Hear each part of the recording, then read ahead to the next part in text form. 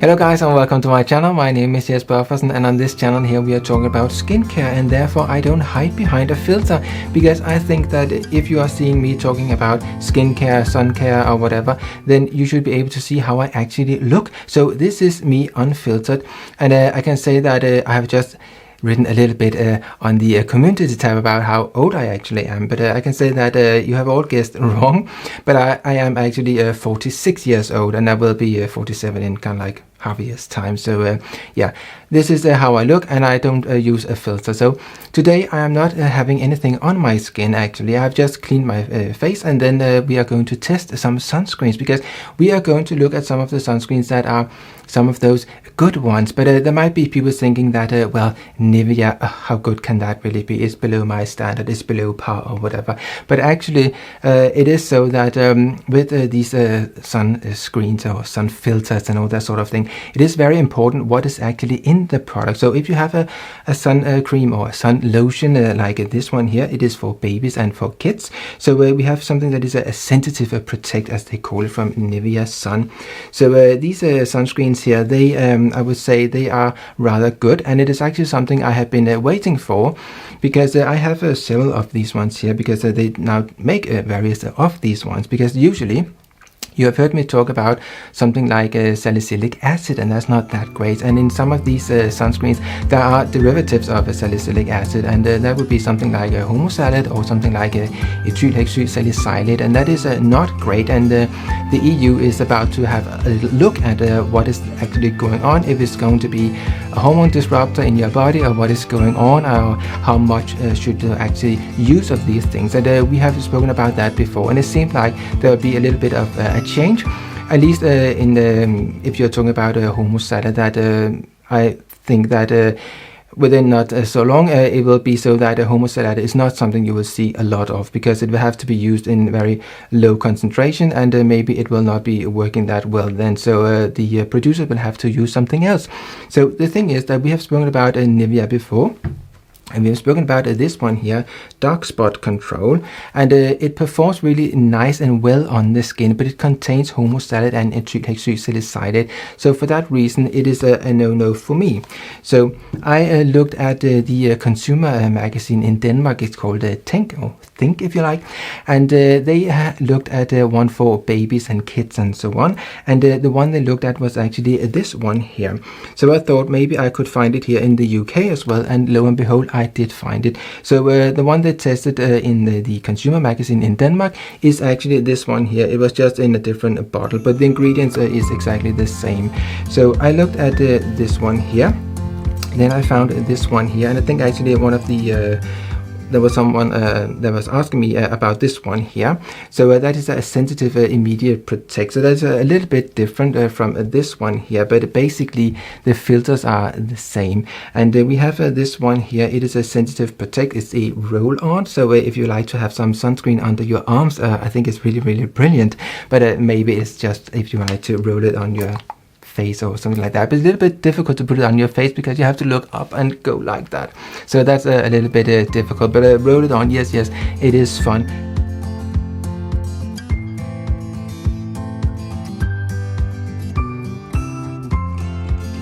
Normally I talk about one from La Roche-Posay, that is a hydrating lotion, and that is an SPF of 30, and that one I like as well, because it does not contain ethylhexysalicylate, or that is, it depends on where you are buying it, because if you are buying it here in the UK, so if you for example go to Boots and you find it there, it will contain ethylhexysalicylate, but actually I once bought one in Boots and it did not contain ethylhexysalicylate, but again now they have the one that contains that, so I can't really buy it in Boots.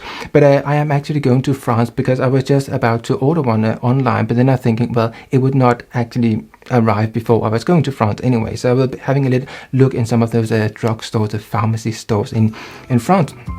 So we'll see what we will find there, and hopefully I can find that one a little bit cheaper than here in the UK.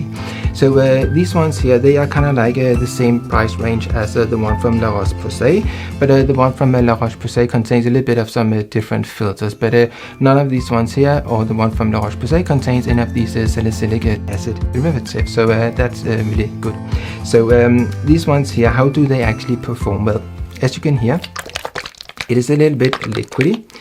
This one here as well. And then we have this one here, which is more like, it's a thicker sort of yogurt sort of thing. And this one here is kind of like a liquidy like this. So it's kind of like these are all kind of like adjusted to how they are to be used, or how they are to come out of the bottle. So one little thing is, of course, that we have this spoon here, which some people might find very annoying, but the thing is that there is 1 milliliter in this one here, and I actually need a little bit more for my face, because I need 1.25 milliliter, so I need a little bit more than what is in this one here. So either if you are using this one here, then what I would do is I would kind of like find out how much are the pumps, how many pumps should I use, but that's a little bit difficult to find out. So one thing you can of course do is that you can simply just unscrew it, and then you can just pour it into the spoon, and then you know you have 1 milliliter at least. But this is very liquid, so it will not make any sort of top on the spoon. So in that sense, you can only really get 1 milliliter and not 1.25. So what I actually did was that I took this one here and just kind of like had a guess, and I took 10 of them. So kind of like 1, 2, 3, 4, 5, 6, 7, 8, 9, 10. And that was kind of like, it's so liquid that you can like just scoop it up. So kind of like that is almost, is a little bit more than a full one, if you can see it. And then there is still a lot in my hand as well. So I'm thinking kind of like it might be about 1.25 milliliter. So I would say, if I take this one here and then take half of this stuff kind of like, and then put it on one side, you can we can try the other one, which is a little bit more thick. So this one here, and see how that performs on the other side of the face. So it's kind of like take half of this stuff here and put it on like that. It is really liquidy.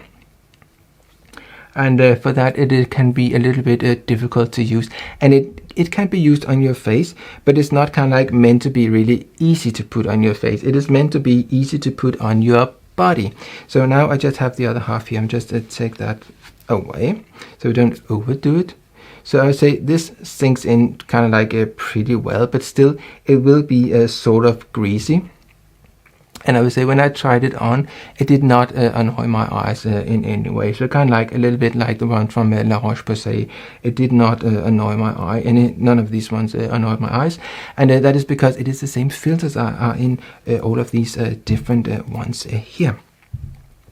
So now, as I don't have any sort of a cream underneath this, it will sink in really well. But still, I think that some people might find that it is a little bit greasy. So now today it is not as hot as it has been here in England for a little while now. But today, this evening, it is not that bad. So it is when you're putting something like a sunscreen on and you're already sweating in the morning. It's like really a difficult affair to deal with. But I would say, as you can see, this sinks in actually rather well. So, but it will kind of like leave you a little bit sort of shiny. But if we just take the other one, which is a little bit thicker, I would say this one, it will keep being shiny also during the day. And yes, I need a little bit of the stuff down on my neck as well. And I have not put it on my eye now, but normally I would do that. I would just kind of like dab it in over my eyelid. So we just take the more thick cream. So that would be this one here, and none of these ones here contain any sort of perfume, so they are meant to be really good and nice for children and babies and all that sort of thing. And it says pediatrician approved, it says up here, and it says something similar on one of the other ones here. You can see that is this one here. And they are all SPF 50. So normally I would use something that is an SPF of 30, because I find for me that is more than enough. Maybe if I were going to some sort of a tropical country or something like that, I might think about bringing one that was an SPF of 50. And I would have one that was SPF 30 as well. And most likely I would use the SPF 50 the first day, and then the next day I might use the SPF 30, because usually the SPF 50 is very, very greasy. But as you can see here, we have this sort of kind of like a soft sort of a light, but I have a little light bulb as well that gives some sort of a shine to the face. And here you can see it will actually be rather shiny as well. But I say this is not a lot compared to other sunscreens, how greasy they can be. So for that, it is sort of like, it's not that bad, but still, it obviously needs a little bit of time to sink in. But it still is, at the moment, a bit sort of greasy and thick, sort of. So the thing is, with this one here, the dark spot control, obviously it contains some filters that are not that great, but it also contains something else, and that is something called tapioca starch and something called silica.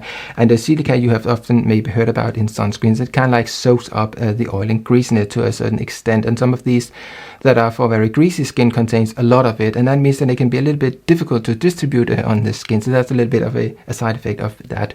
So we will be talking about tapioca starch and silica in another video, where I will show you how you can actually use it yourself in order to combat some of this sort of greasiness. I've spoken a little bit about that before when we were just looking into silica, but I will make a video where we are talking both about tapioca starch and silica mixed together, how that works.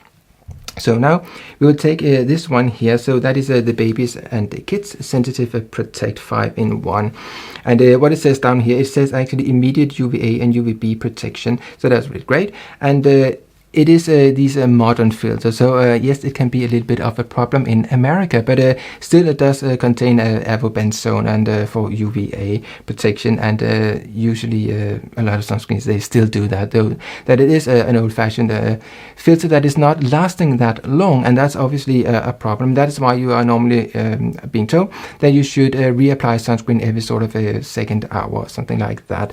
But some of these new filters that are in here, this product, and in all of them is the same filters that are in here, they actually protect avobenzone from being degraded too quickly. But still, just to wear a sunscreen, like put it on in the morning and then just not topping up during the day, maybe is not that great, but that is basically what I do. But if I went to the beach or a tropical island or something like that, on a boat perhaps, then definitely I would make sure that I would not stay that long in the sun, because that is another thing, that it's not like if you're putting on some sunscreen, then it's just like 100% protecting. It is not. You still have to be a little bit clever and maybe stay a little bit in the shade as well. Use a hat and scarves and gloves and stuff like that. Well, think about taking a little bit of some shade now and then.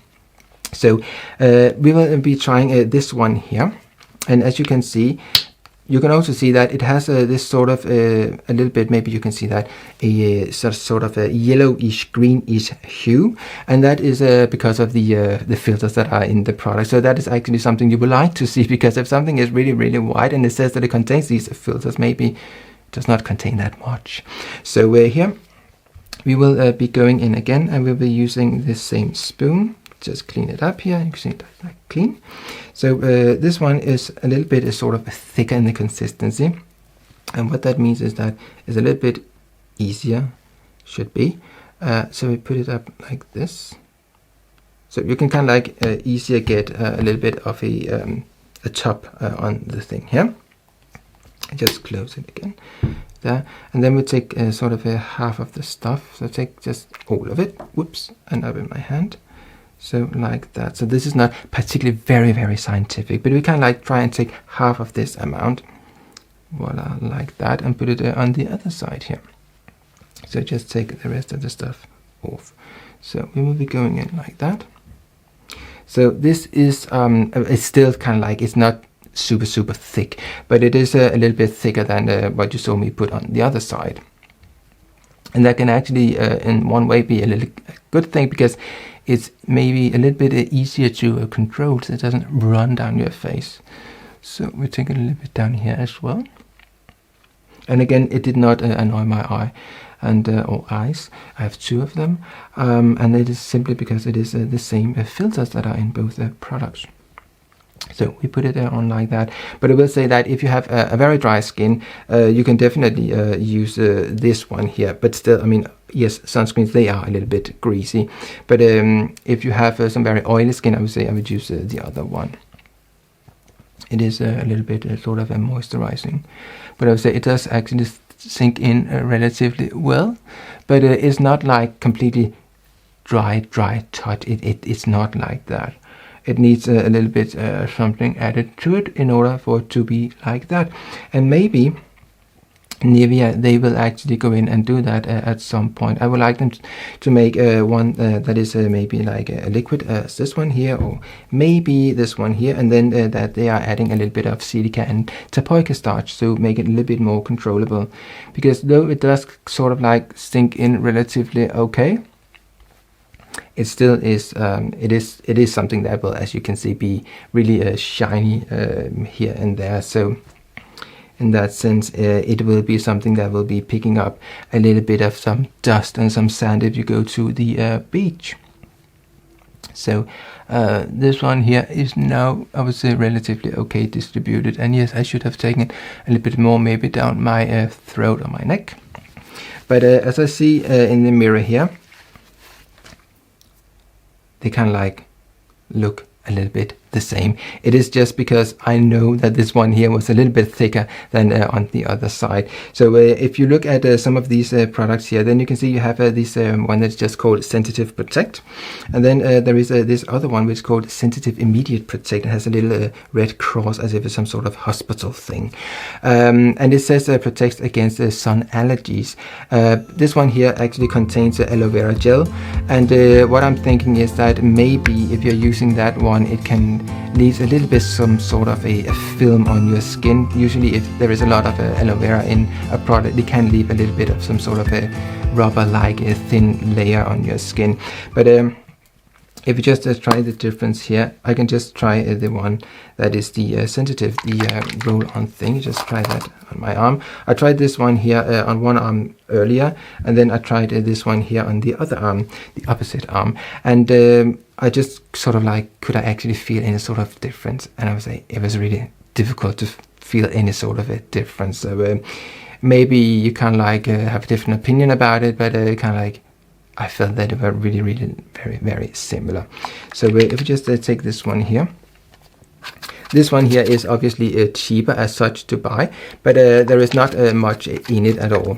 So there's kind of like only half the amount. No, there's 50 milliliters in this one here, and in these ones here there are 200 milliliters. So again, usually if you're taking something that are for the face, usually it is a lot more expensive per milliliter than if you're taking something like this, which is for the body.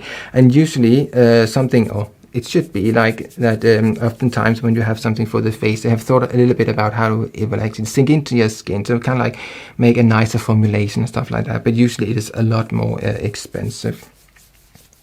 So now we just try to smear this stuff out, because you can't just use this one and think you can just smear it out.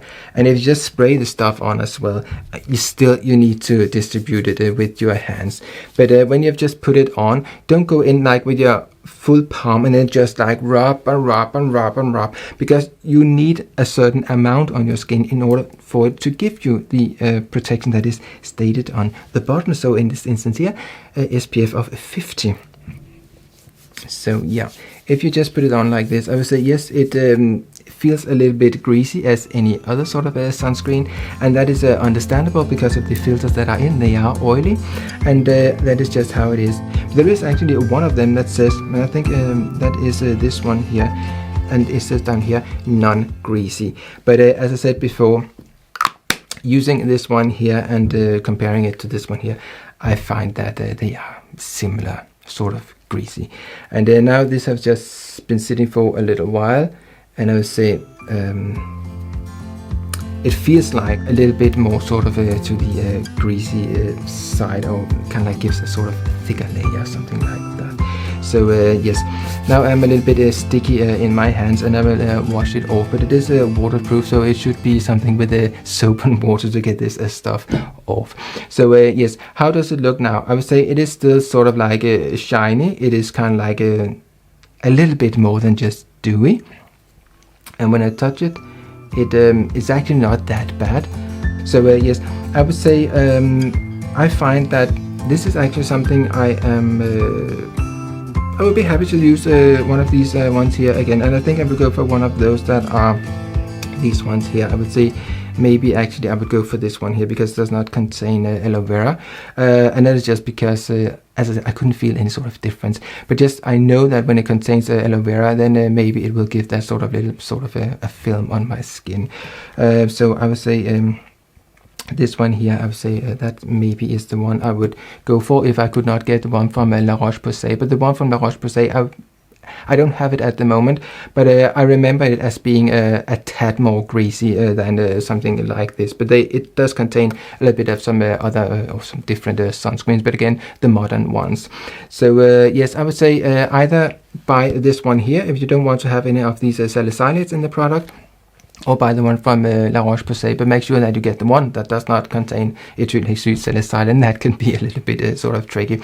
Another thing is that if you are here in the UK and you go to, for example, Waitrose, then you might find something that looks like this, and very much so, but when you look in the ingredients list, then it might contain ethyl hexylsalicylate. I just went there today and had a little look, and yes, one of them contains ethyl hexylsalicylate. So just because you see this white one here, don't just assume that it is okay. You need to check it. But if you go to nivea.co.uk, then, and I have nothing to do with them, they are not sponsoring me or anything like that, not yet at least, but I have nothing to do with them. And then you can have a look of the newest one. So yes, I would say definitely something like this, and that was something like the consumer magazine in Denmark, they liked it as well.